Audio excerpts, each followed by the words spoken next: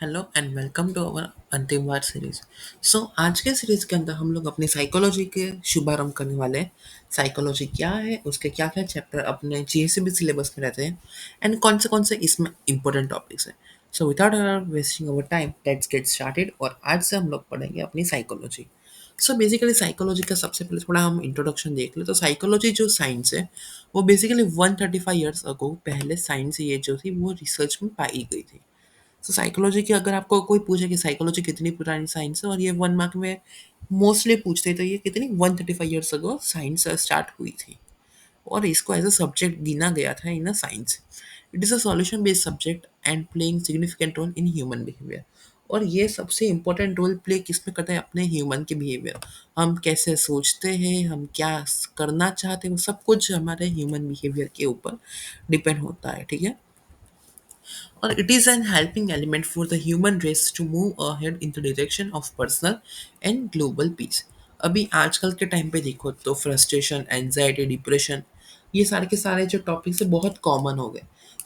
इस सभी टॉपिक्स में से बाहर निकालने के लिए जो सबसे ज़्यादा टॉपिक यूज़फुल है आज के टाइम पे वो है साइकोलॉजी। साइकोलॉजी में क्या है कि भाई हम लोग अपने इंसान का दिमाग किस तरह से वर्क करता है, कैसे अपने खुशियों यानी कि हैप्पी हार्मोन्स हम ज़्यादा यूज़ कर सकते हैं। फिर अगर कोई आपको कोई नेगेटिव प्रॉब्लम आ रही है, तो उसमें से कैसे बाहर आ सकते हैं। या फिर कोई लाइफ में से ट्रॉमेटिक इवेंट हो गई है कि भाई कुछ ऐसे कोई हादसा हो गया हो, तो उस हादसे से बाहर आए। ये सारी की सारी चीज़ों में हमें कौन हेल्प करती है, साइकोलॉजी। इसलिए ये सबसे ज़्यादा क्या है कि एक तो direction of personal and global piece. अगर खुद की पर्सनल ग्रोथ करनी है तो उसके ऊपर भी साइकोलॉजी बहुत यूज़फुल होती है। वही साइकोलॉजी का मीनिंग आप लोग सोच रहे होंगे कि मैं साइकोलॉजी की तारीफ कर, लेकिन साइकोलॉजी का मीनिंग क्या है वो आप लोगों को समझना है। तो देखो, बेसिकली साइकोलॉजी जो वर्ड है, सो बेसिकली ये है दो ग्रीक वर्ड से बना है। One is psyche and one is logos. Psyche and logos ये दो वर्ड से ये साइकोलॉजी वर्ड बना है। Psyche means soul and logos means science, यानी कि साइंस ऑफ सोल। यानी कि हम लोग कहें ना, गुजराती और हिंदी में इसे मनोविज्ञान कहा जाता है। लेकिन अगर हम लोग in the simple word in अगर हम लोग ये इंग्लिश में बात करें तो इसका मीनिंग क्या हो रहा है, साइंस ऑफ अ सोल या सोल ऑफ साइंस। यानी कि जो अपनी आत्मा है, तो आत्मा के अंदर हम लोग क्या क्या है उसका ऊपर साइंस, वो है साइकोलॉजी। अब देखो, साइकोलॉजी क्या है, it is a study of internal यानी कि अपनी आंतरिक और physical and mental human behaviour को स्टडी करने की साइंस। यानी कि हमारा क्या बिहेवियर किसके साथ रहता है पर्टिकुलर सिचुएशन में, पर्टिकुलर पर्सन के साथ। फिर देखो, साइकोलॉजी में फिजिकल साइकोलॉजी भी आती है कि भाई हम लोग किस तरह से तैयार होते हैं। अगर हम किसी से मिलते हैं तो किस तरह से हम उसको रिस्पॉन्स करते हैं। अगर कोई नए नए रैंडम लोग हैं तो उनसे मिलने पर हम किस तरह से बात करते हैं। क्या हम कंफर्टेबल होते हैं या हम लोग हेजिटेट होते हैं, ये सारी की सारी फिजिकल साइकोलॉजी में आ जाते हैं। ओके। और ये पूरी की साइंस किसके ऊपर, हमारे बिहेवियर एंड कॉन्शियसनेस। कि भाई पर्टिकुलर सिचुएशन यानी कि कोई अगर अच्छी बात है तो इट इज़ वेरी गुड। अगर कोई बुरा टाइम आ रहा है तो वो टाइम में कैसे हम अपने आप को कंट्रोल कर सकते हैं, या फिर अपना बिहेवियर किस तरीके से उस सिचुएशन में है तो उसको नॉर्मल कर सकते हैं। ये सारी की सारी चीज़ों में मदद करती है हमें साइकोलॉजी। अभी साइकोलॉजी की अगर आपको डेफिनेशन देखनी हो तो आप लोग अपने टेक्स्ट बुक को रेफर कीजिए, बिकॉज अभी मेरे पास टेक्स्ट बुक तो नहीं है, but I will suggest just a second. Okay.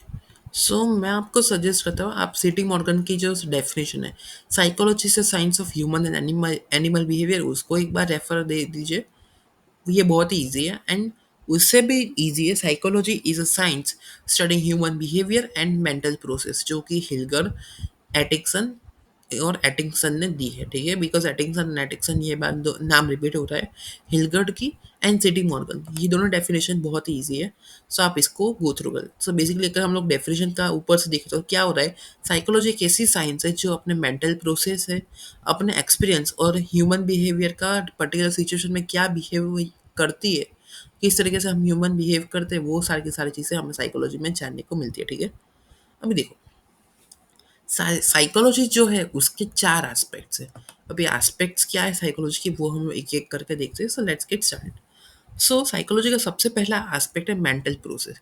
यानी अपने दिमाग में जो पूरे दिन ये चलती रहती है कि भाई इसके बाद ये, इसके बाद ये, आगे ये करना है, आगे वो करना है, जो कि अनकंटिन्यूअस प्रोसेस है। अगर हम लोग सोचते हैं कि हम लोग सो रहे, तो भी हमारा दिमाग का थोड़ा-थोड़ा काम तो करता ही रहता है अपना। मेंटल प्रोसेस, तो मेंटल प्रोसेस क्या, it is related to an individual experience. अभी देखो, जो मेरी मेंटल प्रोसेस है वो आपकी नहीं होगी, और जो आपकी मेंटल प्रोसेस है वो मेरी नहीं होगी। बिकॉज हर एक का पर्टिकुलर प्रॉब्लम सिचुएशन में समझने का तरीका ईजी अलग अलग होता है। फॉर एग्जाम्पल, हम लोग पढ़ाई की बात करें, ठीक है। पढ़ाई में अगर बात करें तो किसी को एकदम लिख लिख के याद होता है, किसी को पढ़ पढ़ के याद होता है, किसी को कोई स्टोरी फॉर्मेट में याद रहता है, या फिर कोई जो मेरे जैसे लोग होंगे जो जिसको पढ़ा यानी टीचिंग करके समझ में आता होगा, या फिर किसी को कोई बात या किसी के साथ शेयर करने से समझ में आता होगा, लाइक दैट। क्या है कि हर एक का इंडिविजुअल एक्सपीरियंस अलग रहता है, definitely. It is a thinking and problem efforts of a human through the brain. अब देखो, हम लोग जो सोचते हैं अपनी प्रॉब्लम सॉल्व करने के लिए, हम लोग उसके क्या एफर्ट्स यूज़ करते हैं अपने ब्रेन के थ्रू, वो आता है अपने मेंटल प्रोसेस में। और it is a process of interaction between human mind and environment. अभी आप लोग सोचोगे कि चलो, ह्यूमन माइंड तो हमें समझ में आ गया कि भाई यहाँ तो इंसान के दिमाग की बात हो रही है, ठीक है। लेकिन एनवायरनमेंट, अभी एनवायरनमेंट यानी कि यहाँ पे जो हम लोग अपने ईवीएस में एनवायरनमेंट पढ़े वो वाला एनवायरनमेंट नहीं होता। साइकोलॉजी में एनवायरनमेंट का मीनिंग एक ये भी होता है कि अपने आसपास के सराउंडिंग, हमारे आजू बाजू में हमारा समाज, जो कहते हैं ना कि क्या कहेगा समाज, क्या कहेंगे लोग। वो एनवायरनमेंट के अंदर हम लोग अपने किस तरह से डिसीजन ले रहे हैं, या फिर किस तरीके से आप लोग सोच रहे हो, वो सारी की सारी चीज़ें भी इसमें इन्वॉल्व होती है। अभी देखो, it is a process of interaction between human mind and environment. अभी देखो, साइकोलॉजी आपको इतनी इंटरेस्टिंग समझ में क्यों लग रही है, लेकिन लोग क्या कहते हैं कि आर्ट्स में कुछ ऐसे सब्जेक्ट पढ़ने लायक है ही नहीं, इसमें तो खाली एकदम रट्टा मारो। ऐसे लोगों का पर्सपेक्टिव है अपने एनवायरनमेंट में कि भाई आर्ट्स की कोई वैल्यू नहीं है। आप लोग आर्ट्स वाले हो तो मैं समझ सकते बिकॉज मैं भी आर्ट्स से ही हूँ।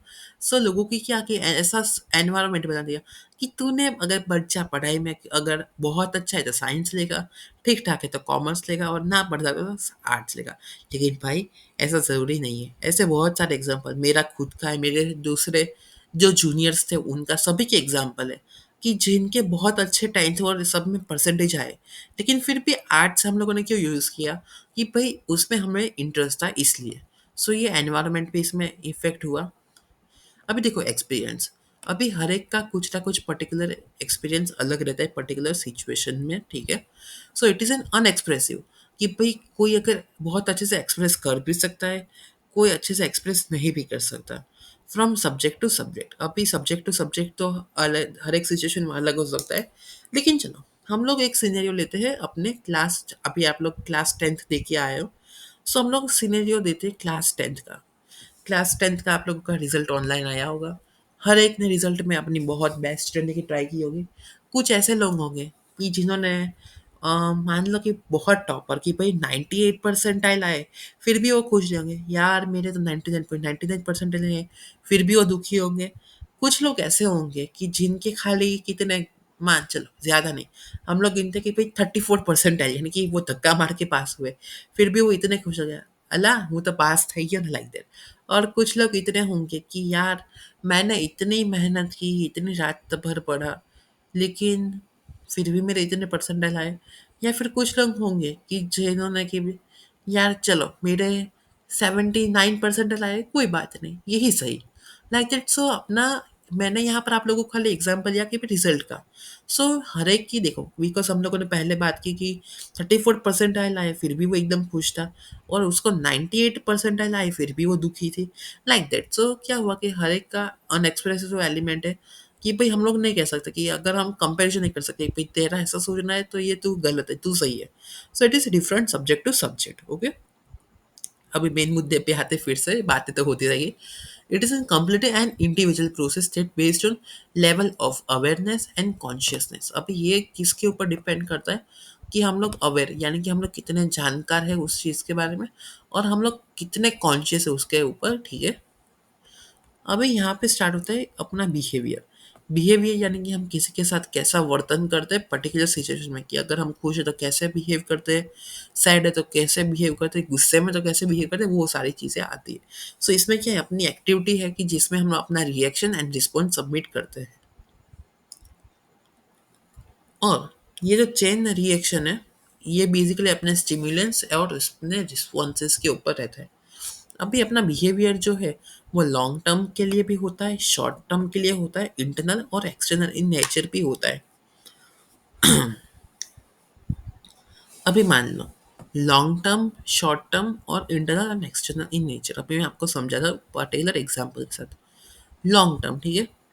मान लो कि आपने कोई चीज़ एकदम अचीव की हो, जिसके लिए आपने बहुत मेहनत की हो, और वो चीज़ आपको मिल जाए, तो वो आपके लिए क्या एक लॉन्ग टर्म हैप्पीनेस रहेगी। अब इसका एग्जांपल दो कि भाई, अ, अब मेरा एग्जांपल देता हूँ कि भाई मैं अपनी स्कूल का हेड बॉय रहा हूँ क्लास 12th में। सो मैं उसके लिए ड्रीम था, जब छोटे बच्चे थे अपने सीनियर्स को देखते कि यार एक बार तो मुझे भी अपने स्कूल का हेड बॉय बनना है। सो अभी लास्ट ईयर मैंने 12th अभी अपने कंप्लीट किया इस मंथ में। सो क्या हुआ कि एकदम मेरे लिए खुशी की नहीं, मैं तो अपना मैं कह सकता हूँ कि भाई मैं अपने स्कूल का हेड बॉय था, मैंने ये किया। सो ये मेरे लिए क्या हुआ बिहेवियर में, कि वो लॉन्ग टर्म के लिए बिहेवियर एक हैप्पी मोमेंट रही। अभी इसका उल्टा एग्जाम्पल भी किसी के लिए हो सकता है कि भाई कोई पर्टिकुलर ऐसी सिचुएशन, ट्रॉमेटिक इवेंट हुई हो जिसके कारण लोगों को बहुत हादसा लगा हो। फॉर एग्जाम्पल कोविड के टाइम पे, ठीक है। सो कोविड के टाइम पे किसी के, भगवान ना करे लेकिन किसी के पेरेंट्स अगर एक्सपायर हो गए हो, या फिर कोई क्लोज रिलेटिव अगर एक्सपायर हो गया हो, सो वो क्या होगा कि लॉन्ग टर्म के लिए उनके वो जो मेमोरीज एंड इमोशन है उस पर इफेक्ट करेगा। सो उसके कारण बिहेवियर भी चेंज हो जाएगा।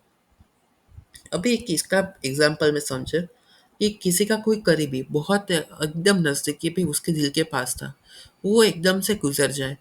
वो कहे ना कि उसके लिए सब दुनिया की सारी खुशियाँ एक तरफ और एक तरफ वो, अगर वो उसकी लाइफ से चले जाए, ठीक है। सो उसके कारण क्या हुआ कि उसका जो बिहेवियर है वो पूरी तरीके से चेंज हो गया। बिकॉज वो हमेशा खुश रहता था, लेकिन अचानक से वो इरिटेबल, एकदम गुस्से में हो गए। सो लाइक दैट, सो हर एक का बिहेवियर चेंज हो गया। वैसे ही शॉर्ट टर्म बिहेवियर, अभी किसी ने अगर आपको कुछ पर्टिकुलर छोटे से टाइम के लिए भी ऐसी चीज़ें होती है कि जो आपका बिहेवियर चेंज कर देती है, ठीक है। सो अभी इंटरनल एंड एक्सटर्नल, अभी इंटरनल बिहेवियर, एक्सटर्नल बिहेवियर क्या है, कि भाई कुछ ऐसी चीज़ें होगी जो एकदम, आप अगर मान लो आपने किसी के लिए चैरिटी ऐसा कुछ किया, सो आपको क्या होगा कि अंदर से बिहेवियर में एकदम खुशी होंगे कि यार मैंने चलो किसी के लिए कुछ अच्छा किया। लाइक दैट, किसी अगर आपने किसी के साथ किसी को मारा या किसी को हर्ट किया, किसी की फीलिंग्स हो, तो आपको बुरा लगेगा कि यार ये तो मैंने गलत किया। Like that. अभी देखो, शॉर्ट टर्म का मैं अगर एग्जांपल दूँ कि भाई शॉर्ट टर्म के लिए बिहेवियर अपना ऐसा थोड़ा टेक हो। अब एग्जाम में कई बार ऐसा हम लोगों के साथ होता है कि हमें पता हो, वो लास्ट मोमेंट तक आंसर याद हो, लेकिन वो आंसर फिर वो एग्जाम में लिखने बैठे, तो वे आंसर की वो जो लाइन थी वो एकदम से भूल जाए। तो अपना वो शॉर्ट टर्म यानी कि वो एक दिन के लिए कैसा बिहेवियर, अरे यार ये आंसर मेरे को आता था फिर भी मैं नहीं लिख पाया। सो लाइक दैट, ये शॉर्ट टर्म के लिए बिहेवियर हो गया। Like that, it is a process that is a logical thinking that observe in verbal and non-verbal reaction। अभी बिहेवियर जो है वो बेसिकली अपने लॉजिकल थिंकिंग, अभी मैं आपके साथ किस तरीके से बिहेव करता हूँ उसके ऊपर से आप लोग मैं कितने पानी में वो गिन सकते हो कि भाई अच्छा चलो ये इस तरह से बात कर रहा है, सो ये एकदम जेंटलमैन है, या फिर इस तरह से बात करता है ये आवारा है। लाइक दैट, सो बेसिकली आप लोग क्या कि पता कर सकते हो कि मैं बात करते कि भाई ये किस तरह से बिहेव करता है। अभी देखो, verbal and non verbal reaction, verbal यानी कि बातचीत करके तो सही, लेकिन नॉन वर्बल भी इसमें इन्वॉल्व होता है। नॉन वर्बल किस तरीके से, कि देखो सबसे पहले तो कि मैं किस तरह से आपसे बिहेव करता हूँ, फिर मैं किस तरीके से एकदम रेडी हूँ, मैं किस तरह से अपना कॉन्फिडेंस दिखाता हूँ। सो ये सब कुछ भी नॉन वर्बल के अंदर आता है रिएक्शंस में। अभी साइकोलॉजी के एस्पेक्ट में है, इट इज़ अ साइंस। अभी साइंस है बिकॉज लॉजिकल है कि ये अपना दिमाग वो सब कुछ है, वो पूरे की पूरी साइंस से वो चलता है। So it is a special type of knowledge. Basically psychologist ऐसा नहीं कि भाई हर कोई एरा गेरा नथुकेरा बन सकता है, नहीं। साइकोलॉजिस्ट के लिए आपको स्पेसिफिक मेथड की भी ज़रूरत पड़ती है, इसके लिए आपको लैब की भी ज़रूरत पड़ती है, एक्सपेरिमेंट्स करने पड़ते हैं, फिर objective change and repetition are involve to gain knowledge of psychological environment. अभी देखो, आप लोगों को अगर ये साइकोलॉजी फील्ड इंटरेस्ट लगे तो आगे जाके ये इसकी एक कहे तो बहुत डिमांड हो सकती है, बिकॉज एआई सारी चीज़ें कर सकता है, लेकिन जो ह्यूमन बिहेवियर एक ह्यूमन का समझ सकता है, जो पर्टिकुलर प्रॉब्लम्स होती है, उसमें तो कोई ऐसा हमें चाहिए कि भाई जो अपनी बात सुने। और अगर आपको अच्छा लगता है कि भाई किसी की मदद करना या फिर किसी की बात समझ के उसको हेल्प करना, तो साइकोलॉजी साइंस है वो आपके लिए ही बनी है, ऐसा समझ लो। लेकिन देखो, अब लैक्स लैब और एक्सपेरिमेंट ये सारी की सारी चीज़ें क्यों लगती है साइंस में, कि देखो, साइकोलॉजी जो साइंस है वो पूरी की पूरी एक्सपेरिमेंट के ऊपर ही है। वो आगे आगे चैप्टर्स पे पढ़ेंगे सो आपको समझ में आ जाएगा। ओके, सो देखो, मैं साइकोलॉजी एज अ साइंस की है वो तो हम लोगों ने ऑलरेडी समझ लिया, लेकिन फिर भी देखो, एक बार जो छोटा छोटा देख ले नेचर ऑफ साइकोलॉजी में। साइकोलॉजी एक साइंस है जो अपने ह्यूमन बिहेवियर को समझने में मदद करती है, और इसमें साइंटिफिक मेथड्स भी यूज होते हैं अपने इंफॉर्मेशन कलेक्ट करने के लिए, और जिससे हम लोग लिविंग ऑर्गेनिज्म यानी कि अपना बिहेवियर किस तरह से पैटर्न रहती है पर्टिकुलर सिचुएशन में वो समझ सकते हैं, और जो सोसाइटीज़ में और कल्चर में जो प्रॉब्लम्स हो रहे उसको चेंज करने में भी साइकोलॉजी बहुत हेल्प करती है। अभी देखो, साइंस के तरीके से नहीं, हम लोग एक नॉर्मल बात करें, अगर हम ह्यूमन साइकोलॉजी की, सो पहले के टाइम पे सती प्रथा था, ठीक है। सो सती प्रथा में क्या होता था कि हस्बैंड इनकेस एक्सपायर हो जाए तो वाइफ को अपने हस्बैंड की बॉडी लेके वो अग्नि जो होती है उस पे जल जाने का, ठीक है। सो बेसिकली जो बहुत सारी सती प्रथा, दूध पीती, ये सारी की सारी प्रथा बन गई। सो उसमें क्या किया कि इन लोगों ने लोगों के माइंड्स को समझा कि भाई आप लोग ये कर रहे हो, इसका क्या लॉजिक है, जो चले गए वो चले गए। सो ये सारे के सारे इन लोगों ने क्या किया कि भाई सोसाइटी के जो एंड कल्चर था, सो पहले के लोग क्या कहते कि हमारे यहाँ तो ये कल्चर है, हमारे यहाँ तो ये रूल्स एंड रेगुलेशन, कि हमारे यहाँ ऐसा ही होता था, ये हमारे ट्रेडिशंस है। सो बेसिकली क्या किया कि भाई वो सारी की सारी चीज़ें बन की, तो उसमें भी साइकोलॉजी का प्ले किया कि लोगों को समझाया इस तरीके से, वो समझाना भी ईजी नहीं है। सो यहाँ पर साइकोलॉजी यूज हुई, like that is one of the example of psychology. अभी देखो, साइकोलॉजी की जो लैब थी ना, सबसे पहली लैब लॉन्च की थी यानी कि एस्टेब्लिश की थी विल्हेम वुडेंट ने, जिन जो फर्स्ट साइकोलॉजी लैब बनी थी जर्मनी में। और ये थे जिन्होंने साइकोलॉजी को एज अ स्टेटस दिया था, as a psychology as a science. तो इन चाचा का नाम याद रख लेना, एमसीक्यू में पूछ लेंगे या फिर फिल इन द ब्लैंक्स में पूछ लेंगे, ठीक है।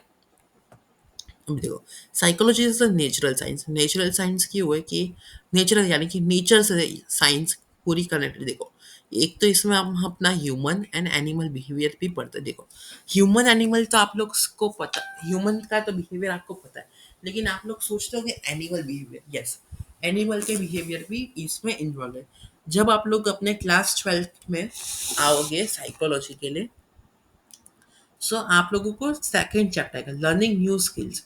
सो बेसिकली उसमें आप लोगों को यही समझाया जाएगा कि जो एनिमल्स को जिस तरीके से रिस्पॉन्स दिया जाता है या फिर जो उनके ऊपर एक्सपेरिमेंट किए जाते हैं, सो हम लोग उनके बिहेवियर की पैटर्न भी समझ सकते हैं। अभी देखो, इसका मैं एक बेस्ट एग्जांपल देता हूँ, पावलोव एक्सपेरिमेंट करके जो डॉग के ऊपर हुआ था।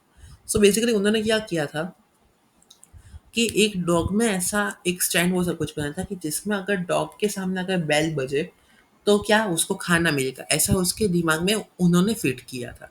फिट यानी कि कोई मशीन मशीन नहीं, वो एकदम लॉजिक कि भाई जब बेल बजती थी तो डॉग का सलाइवा था वो जो एक ट्यूब पे गिरता था और जो फूड बाहर आता था। तो क्या हुआ, ये एक तरह से एक्सपेरिमेंट होता गया होता गया होता गया, एंड बाद में एट द एंड वो स्टैंड ऐसा जो टेबल पे हुआ वो सबकी ज़रूरत पड़ती नहीं थी। जब भी बेल बजाए तो डॉग समझ गया चलो खाना मिलेगा, इसलिए जब भी बेल बजती तब डॉग पास में आ जाता। So basically it is a natural phenomena, और जिससे हम लोग किसी का बिहेवियर क्या है लिविंग सिस्टम में वो भी जान सकते हैं और चेंज भी कर सकते हैं। साइकोलॉजी सोशल साइंस हम लोगों ने पहले ही बात की, अभी जो बेस्ट एग्जांपल मैंने आप लोगों को सदी पे था वो सब कुछ समझाया वही। सो देखो, ये बेसिकली ह्यूमन बिहेवियर जो सोशियो कल्चरल कॉन्टेक्स्ट है उसके लिए हमें हेल्प करता है, और ये aspect of society laws and theories affect an human behaviour. जैसे कि हम लोगों ने अभी वो बात की सती प्रथा एंड दूध पीती, बिकॉज दूध पीती में भी क्या था कि भाई जो गर्ल चाइल्ड थी उसको मारा गया। देखो, जेंडर का कोई नहीं होता, बिकॉज गर्ल्स भी उतने इंपॉर्टेंट है जितने बॉयज भी इंपॉर्टेंट है, बिकॉज अगर गर्ल्स नहीं होंगे तो ये दुनिया भी कैसे चल सकती है। सो सोसाइटी के लॉज और थियरीज, सो ये सब कुछ चेंज करने में भी साइकोलॉजी बहुत यूजफुल होती है। To explain human behaviour based on socio cultural environment. ठीक है। तो साइकोलॉजी जो हमें क्या है, ह्यूमन बिहेवियर को सोशियो कल्चरल एनवायरनमेंट पे समझने में भी हेल्प करती है। अभी देखो, एग्जाम्पल अगर देखें तो life style of metro city and life style of tribal cities, tribal areas. So अगर मेट्रो सिटीज़ की बात करें तो वहाँ की भी लाइफ स्टाइल पूरी अलग हो गई, और जो हम लोग गाँव होते हैं वहाँ की अगर लाइफ स्टाइल की बात करें तो वहाँ की भी अलग हो गई, like that. So psychology is a behavioral science. It is a depend on the human and animal behavior in the particular situation. Basically, to understand physical and psychological reaction of a person in different reaction. अब behavioral science ये क्यों है कि भाई एक तो हमें person का जो पर्टिकुलर सिचुएशन रिएक्शन उसका क्या है, ठीक है। सो पर्टिकुलर सिचुएशन में उसका रिएक्शन क्या है, सो वो समझने के लिए हमें साइकोलॉजी मदद करती है। So it is a behavioural science. ठीक है। अभी देखो, साइकोलॉजी जो है उसके एम यानी कि उसका लक्ष्य क्या है। तो साइकोलॉजी का सबसे पहला लक्ष्य देखिए तो सबसे पहला है डिस्क्रिप्शन। अब देखो डिस्क्रिप्शन में क्या है कि तो डिस्क्राइब ह्यूमन नेचर बिहेवियर। सो अपने इंसान का जो बिहेवियर पर्टिकुलर सिचुएशन पे क्या है नेचर का, वो इस पे समझने को मदद करे। सो उसमें आते हैं फिजियोलॉजिकल अपना behaviour, internal behaviour, external behaviour, ये तीन चीज़ें इसमें आती है। फिर डिस्क्रिप्शन हो गया, फिर एक क्लैरिफिकेशन। क्लैरिफिकेशन में क्या है कि भाई जो स्पेसिफिक फैक्टर्स यानी कि जो क्या क्या प्रॉब्लम हो रही क्लैरिफाई करने में। सो बेसिकली देखो, एक तो प्रॉब्लम है, ठीक है, तो स्पेसिफिक फैक्टर में रूट कॉज यानी कि जड़ यानी कि ओरिजिनल रीज़न क्या है प्रॉब्लम का, फिर उसके क्या क्या कारण है, और वो जो प्रॉब्लम हो रही है उसके अफेक्टिंग फैक्टर्स अगर वो हो रही है तो उसके क्या क्या कारण हो रहे हैं, और उसके क्या उसको किस तरह से रिड्यूस कर सकते हैं, और क्या क्या उसके कंट्रोल कर सकते हैं। अभी देखो कंट्रोल, अभी कंट्रोल यानी कंट्रोल उदय वाला कंट्रोल नहीं है यहाँ पे। सो इस मेथड को जो साइकोलॉजी में प्रॉब्लम है तो उसको कंट्रोल कैसे कर सकते हैं। सो बेसिकली इसमें हम लोग अपने एफर्ट्स ऐड कर सकते हैं तो टू सॉल्व डिफिकल्टीज जो अपने प्रॉब्लम हो रहे टेंशन है, वो सारे के सारे हम लोग एफर्ट्स ऐड करते हैं। सो डिफिकल्टीज कम हो जाती है, टेंशन भी कम हो जाता है, और पर्टिकुलर अगर कोई भी प्रॉब्लम हो रही है सो उसमें अगर हम लोग माल एडजस्टमेंट करते हैं। अभी देखो इसका माल एडजस्टमेंट किस तरीके से कि see nothing is perfect in this world, हम लोग जानते हैं। वैसे अगर रिलेशनशिप है कि भाई कभी कभी ऐसा हो तो अगर दोनों पार्टनर को एक दूसरे, अभी देखो इसको समझने के लिए यही एग्जांपल मुझे देना पड़ेगा कि भाई अगर कोई पर्टिकुलर प्रॉब्लम है, ठीक है, सो पर्टिकुलर सिचुएशन में तो दो पार्टनर्स है, तो दोनों को समझना कि चलो भाई अगर उससे गलती हुई तो कोई बात नहीं, तो उसकी जगह पर मैं एडजस्ट कर देता हूँ। अगर उसने गलती की है, अगर मेरी गलती नहीं थी तो भी एक बार मैं सॉरी कह देता हूँ। अगर वो सही था और मैं, अगर मैं उसकी बात नहीं मानी, अगर मैंने उसकी इंसल्ट की तो मैं सामने से सॉरी कह देता हूँ। तो लाइक दैट हमें क्या है कि अगर माल एडजस्टमेंट करें तो हम लोग कंट्रोल पा लेते हैं प्रॉब्लम पे। So basically to overcome from harmful and trouble situation. So अगर हम लोग माल एडजस्टमेंट देखो, बिकॉज कई बार होता क्या है कि भाई बात एकदम छोटी सी होती है, छोटी बात यानी कि राई के दाने जितनी होती है बात प्रॉब्लम की, लेकिन हम लोग क्या उसका राई का पहाड़ बना देते हैं। सो अगर हम लोग माल एडजस्टमेंट करें और वो डिफिकल्टीज को सॉल्व कर ले, सो आने वाले जो बड़े बड़े प्रॉब्लम्स होते हैं, जैसे कि देखो जो हम लोग रिलेशनशिप वाला समझा, अगर माल एडजस्टमेंट वो सब कुछ हो जाए तो आगे जाके डिवोर्स है, वो सारे के सारे प्रॉब्लम, ब्रेकअप है, वो सारे के सारे प्रॉब्लम इसमें आएगी नहीं, लाइक दैट। अभी देखो प्रिडिक्शन, प्रिडिक्शन यानी कि हम लोग किस तरह से इसको प्रिडिक्ट कर सकते हैं। सो बेसिकली इसके लिए हम लोग अपनी पावर जो यूज़ करते हैं, इमेजिनेशन की पावर हम लोग यूज़ करते हैं, और इसको हम धीरे धीरे फोरकास्ट करते हैं, जिसकी मदद से हमें क्या पता चलता है कि भाई ह्यूमन बिहेवियर के प्रिडिक्ट करने के थियरीज क्या क्या है, और वो सब कुछ इसमें आता है। और इसके लिए कुछ एस्टेब्लिश लॉज भी है। अभी देखो इसके अंदर क्या क्या चाइल्ड रियरिंग प्रैक्टिस, अभी देखो बच्चों के लिए भी कुछ प्रिडिक्शन की प्रैक्टिस है। तो देखो बच्चा किस तरीके से लर्निंग करता है वो, फिर देखो बच्चा किस तरीके से वो उसकी इनोवेटिंग थिंकिंग यानी इनोवेशन किस तरीके से करता है वो, बच्चे के पर्टिकुलर प्रॉब्लम्स और पर्टिकुलर सिचुएशन में क्या क्या इमोशंस उसके रहते हैं, कौन सी चीज़ें उसे खुश करती है, किस चीज़ें से वो दुखी होता है, लाइक दैट। सो बेसिकली ये सारे के सारे एम्स है साइकोलॉजी के, जिसकी मदद से क्या कि इंसान एकदम सुख और सरल जीवन खुशी भरा शांति से जी सके, और जिससे इंसान की क्वालिटी ऑफ लाइफ इम्प्रूव हो सके। अभी देखो साइकोलॉजी की अप्रोचेस, अभी अप्रोचेस यानी कि इसकी ज़रूरत क्यों पड़ती है। सो अप्रोचेस के क्या क्या है, उसकी नीड्स क्या है, वो हम लोग देखते हैं। बेसिकली इसके 6 स्टेट्स है: biological, behavioural, cognitive, psychodynamic, humanistic and socio cultural. So basically ये क्या करते हैं? To observe, understand human behaviour and to solve different psychological issues. Psychological issues solve करने के लिए और ह्यूमन बिहेवियर को समझने में ये हमें हेल्प करता है कि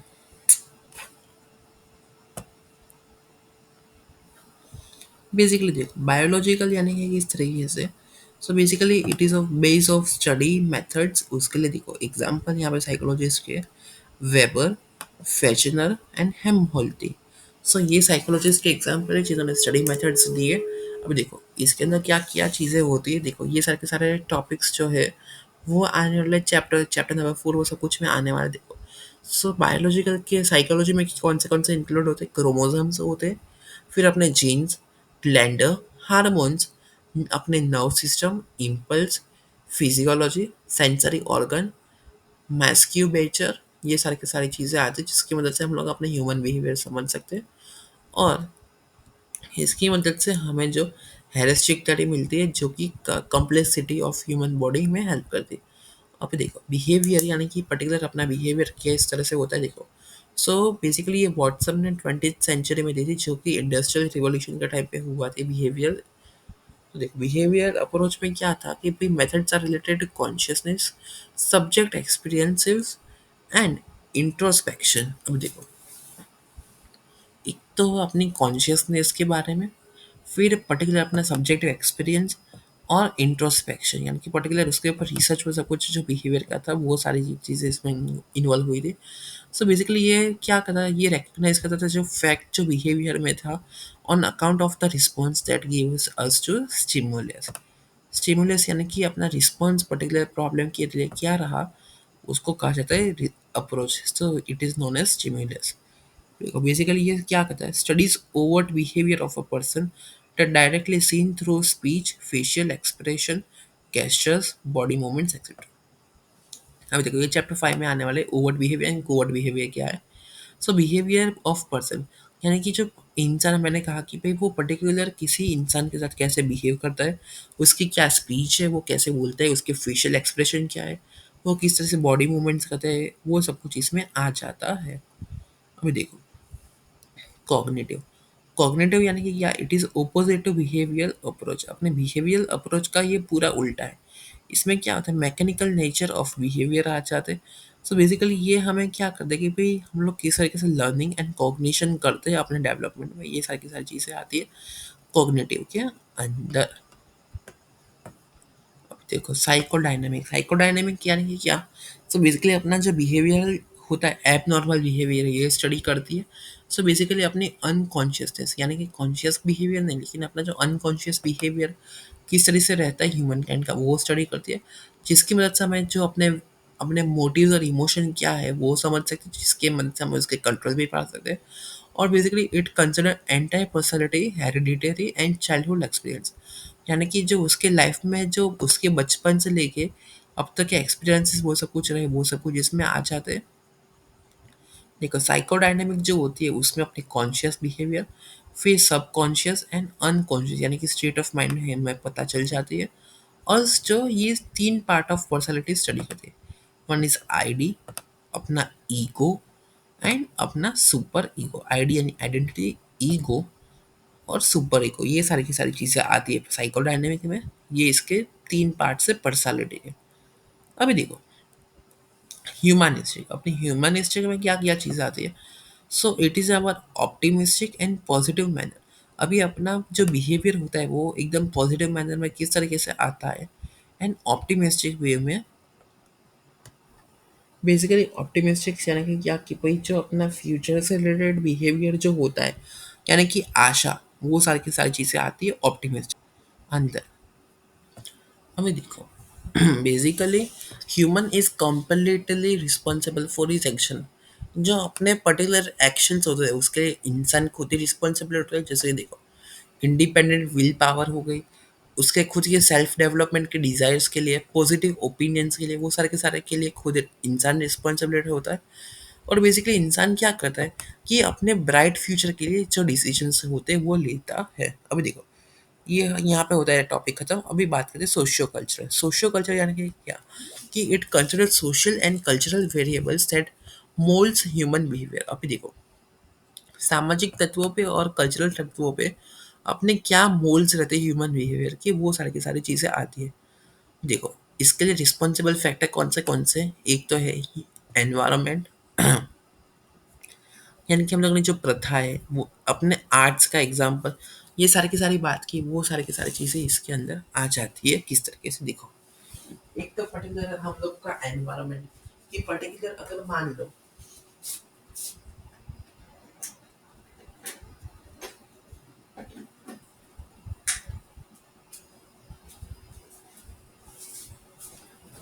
हेलो, आवाज हो गया। सो बेसिकली इसके लिए रिस्पॉन्सिबल फैक्टर कैसा है, एनवायरनमेंट।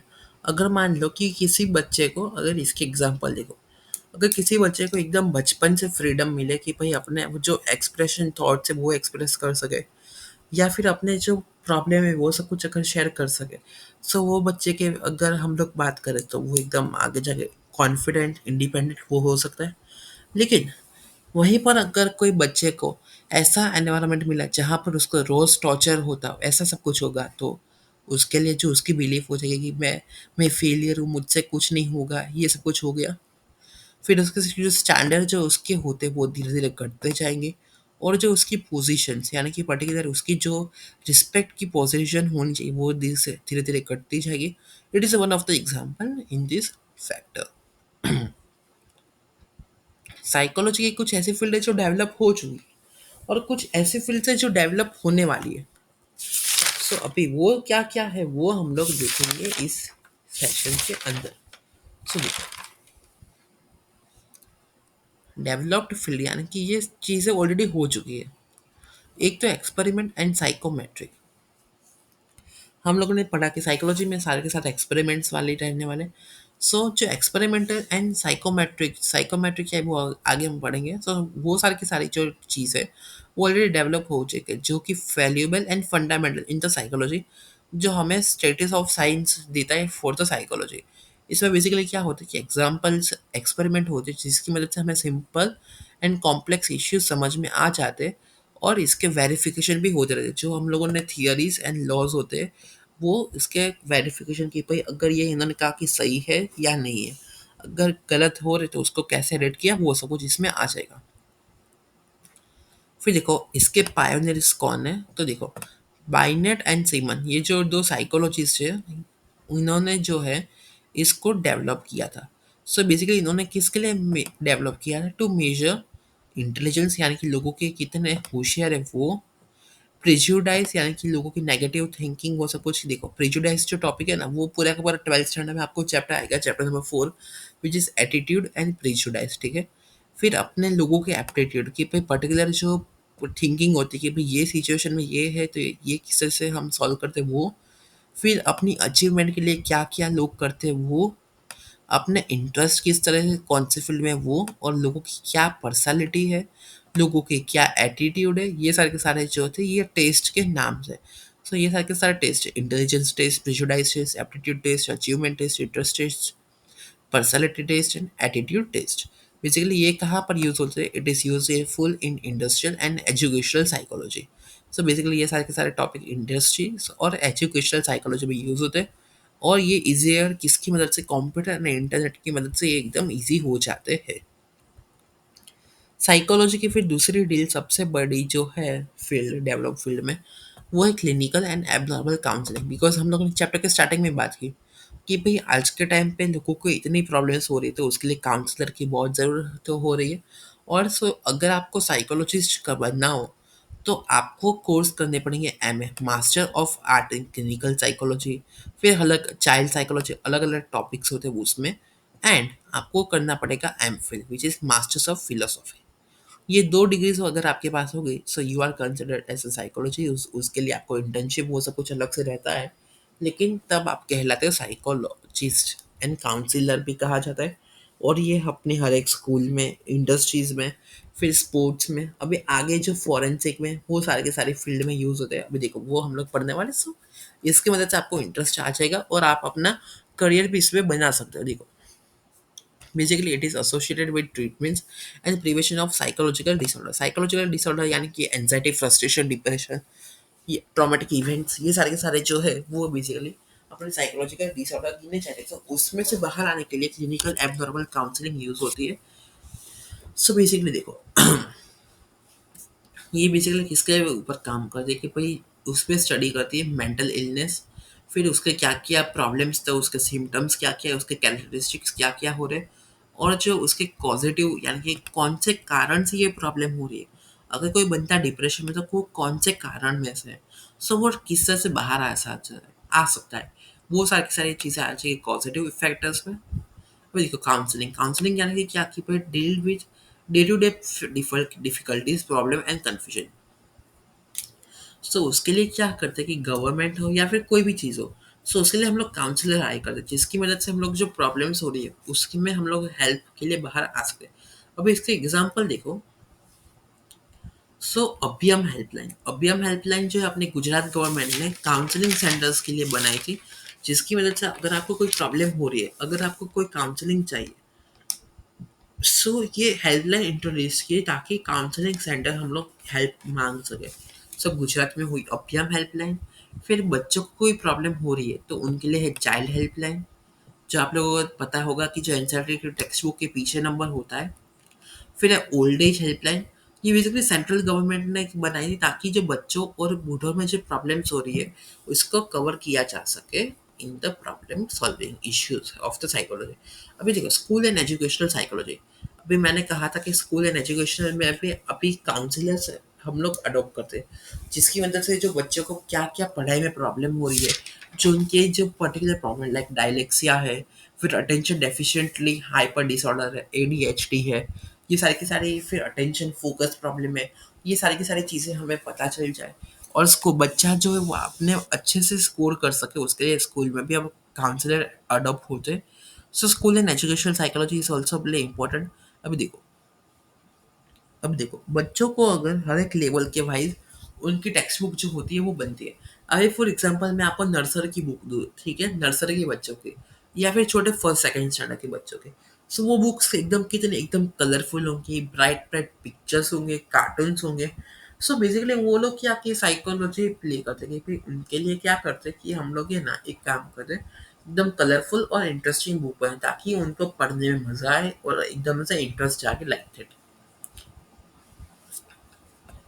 देखो, बेसिकली इसमें क्या है कि यहाँ पे स्टूडेंट की डिफिकल्टीज के लिए ये यूज होती है। It attempts to know reasons behind the incompetence, यानी कि कोई बच्चे में अगर प्रॉब्लम हो रही है पढ़ाई में तो वो क्यों हो रही है वो जान सकते हैं बेसिकली। और जो help to develop a learning system, अगर उसको प्रॉब्लम हो रही है उसके लिए हम उसकी ग्रोथ और डेवलपमेंट के लिए क्या करें जिसकी वजह से वो अच्छा कर सके और उसकी एजुकेशन जो है वो एकदम इफेक्टिव बने, जिसके लिए वो एक बैलेंस बना रखे कि भाई अगर वो अच्छी एक्टिविटीज़ में भी पार्टिसिपेशन कर सके, पढ़ाई में भी अच्छा हो सके, यानी कि ऑल ओवर डेवलपमेंट में अच्छा हो, उसके लिए स्कूल में काउंसलर अभी हो रहे हैं। And it also helpful for the school administration, teachers, students and parents with respect to learning issues। अभी ये सारे के सारे अगर काउंसलर वो सब कुछ अडॉप्ट होते हैं, सो उनकी मदद से हमें क्या कि भाई स्कूल, फिर अपने एडमिन स्टाफ, टीचर्स या इवन पेरेंट्स को भी पता चल जाए कि ओके सो ये प्रॉब्लम हो रहा था, उसकी मदद से उसके ऊपर गो थ्रू कर सके एंड लाइक दैट, और बच्चे का ब्राइट फ्यूचर बना सके। अभी है अपना organisational psychology, which are HRD and management, which is human resource development and management. अभी हर एक जो इंडस्ट्रीज हो या फिर कोई भी कंपनी हो, तो आपने एचआर का नाम सुना होगा, which has human resource development. Basically ये कोर्स बीबीए के अंदर आता है और इसका कोर्स भी होता है। सो बेसिकली ये होता है मैनेजमेंट के ऊपर कि जिसमें अगर कोई पर्टिकुलर अपने एम्प्लॉयज़ है तो एम्प्लॉयज़ को कैसे मैनेज करना है ताकि उनके ऊपर भी वर्कलोड का बहुत ज़्यादा प्रेशर ना आए, वर्क का जो बैलेंस है वो भी इक्वल रहे, टाइम टू टाइम काम हो, फिर कंपनी की ग्रोथ हो, एम्प्लॉय की ग्रोथ हो, कंट्री की भी ग्रोथ में थोड़ा वो इन्वॉल्व कर सके। ये सारी सारी चीज़ें आती है ऑर्गेनाइजेशनल साइकोलॉजी में। Basically it helps in recruitment process, यानी कि किस एम्प्लॉय को रखना है अगर काम अच्छा कर रहा है, किसको निकालना है, कब जब वैकेंसीज बाहर निकालनी, ये सारे के सारे जो होती है सेटिस्फेक्शन, पावर, एंथुसियाज्म कि भाई अगर कोई डीमोटिवेट हो रहा है तो उनको मोटिवेट करना, कहीं नहीं तो अच्छा कर रहा है तो और अच्छे से कर सकता है, ये सारी की सारी चीज़ें इस पे आ जाती है। It prevents fatigue and accidents. अब इसमें फैटिग्स एंड एक्सीडेंट्स होने के चांसेस थोड़े से रहते हैं। और अभी देखो, basically also work towards harmonious relation between workers and management. So मैंने हम लोगों ने बात की कि एम्प्लॉयज़ और जो मैनेजमेंट के लिए ये बेसिकली हायर होते, सो बेसिकली जो पर्सन राइट उस जॉब के लिए है वो हम लोग इसकी मदद से जान सकते हैं। और H R department is necessary to serve a bright vocational future. अगर वैकेंसीज के लिए अगर सब कुछ कंपनीज के लिए परफेक्ट चाहिए तो हमें एच आर डी डिपार्टमेंट, जो कि ह्यूमन रिसोर्स डेवलपमेंट डिपार्टमेंट जो हर एक कंपनीज में होता ही है, सो ये ज़रूरत पड़ती है। सो ये बेसिकली आप लोग इसमें साइकोलॉजी की मदद से ही कर सकते हो। साइकोलॉजी में बहुत सारा स्कोप है। देखो, social psychology and psychology of personality. अब देखो, साइकोलॉजी जो होती है वो हर एक चीज़ के अंदर ह्यूमन बिहेवियर में आती है। जैसे कि देखो, ह्यूमन बिहेवियर का पर्टिकुलर सिचुएशन के ऊपर एटीट्यूड, फिर जो आजकल हम लोग किस तरह के फैशन में कपड़े पहनते हैं वो, फिर अपना प्रोपोगेंडा, फिर अपने प्रेजुडाइज की ये इस तरह से होगा या नहीं होगा, अपनी थिंकिंग, अपने ओपिनियंस, अपनी पब्लिक, अपने क्राउड, ग्रुप्स, फैमिली, ये सब कुछ सोशल साइकोलॉजी में आता है।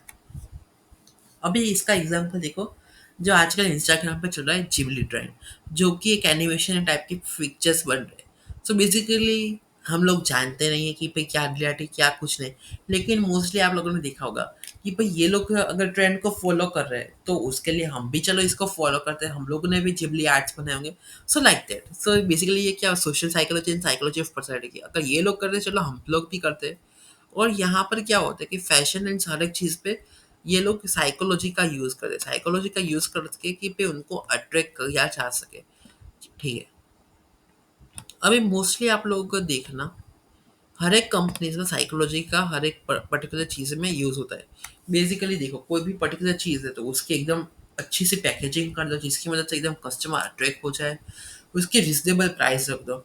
अगर मैं आप लोगों को कहूँ कि ये जो चिप्स है, ठीक है, सो पर्टिकुलर एक हम लोग कहें कि इसमें अगर मैं कहूँ कि ये कंपनी के चिप्स में खाली आपको 10% फैट ही मिलेगा, और वहीं पर मैं कहूँ कि आप लोगों को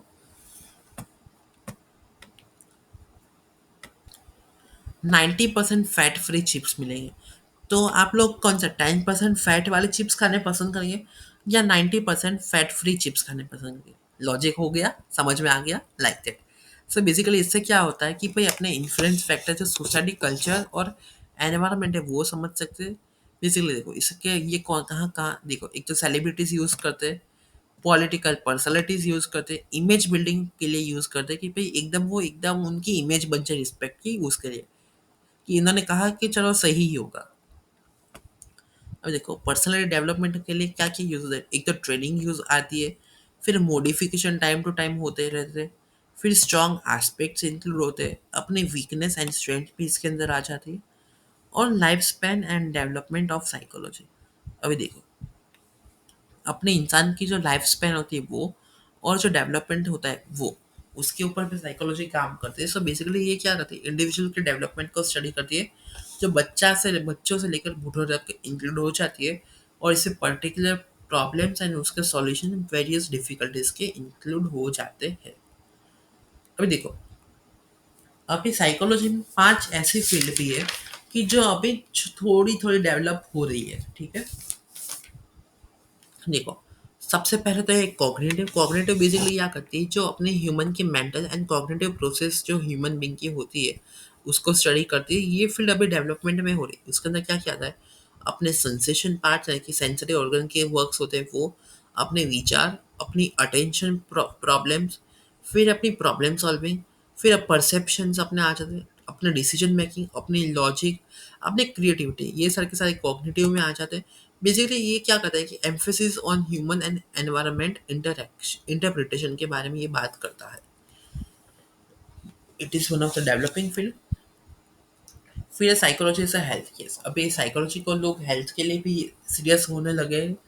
सो बेसिकली ये क्या करता है, preventive of physical and mental health, कि भाई अगर किसी की मेंटल हेल्थ सही है या नहीं है वो इसमें आ जाता है। Adoption of physical and mentally healthy lifestyle, अगर कोई फिजिकली फिट है तो मेंटली भी क्या फिट है, तो जिससे वो हेल्थी लाइफ जी सके, सो उसके लिए हेल्थ के लिए भी ये फोकस अभी काम इसके ऊपर हो रहा। बिकॉज मैंने कहा कि आगे जाके जो है अभी लोग क्या है कि हेल्थ के लिए सीरियस हो गए। बेसिकली देखो, हम लोग पहले क्या सोचते थे कि साइकोलॉजी यानी कि क्या पागलों के लिए डॉक्टर वैसे वो सोचते थे, लेकिन नहीं। अभी लोगों ने मेंटल हेल्थ को सीरियसली लिया है। सो बेसिकली मेंटल हेल्थ का इम्पोर्टेंस को समझाते हुए health is one of the scope in the future. Basically it generates awareness about Housel free addiction and free life.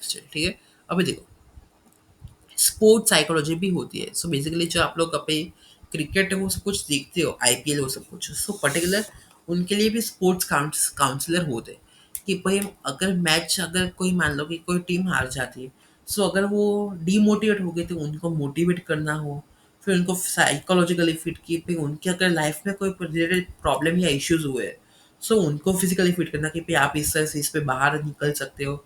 फिर उसको मोटिवेट करके कि भाई आप इस पे अभी कंसिस्टेंट रहो, लाइक दैट। ये सारे के सारे स्पोर्ट्स साइकोलॉजी में भी इन्वॉल्व होते हैं कि मान लो कि कोई क्रिकेटर के लाइफ में अगर कोई प्रॉब्लम हो रहा है या फिर कोई डाइवोर्स ऐसा कुछ हो गया, सो उसकी जो असर है वो उसकी खाली जो गेम अपनी हो रही है स्पोर्ट्स में, उसके ऊपर असर ना पड़े, उसके लिए जो होते स्पोर्ट्स साइकोलॉजी भी एक फील्ड है। फिर है एनवायरमेंटल साइकोलॉजी। बेसिकली ये जो अपने रिलेशन जो physical social environment and human behaviour जो होते हैं उसको एग्जामिन करती है।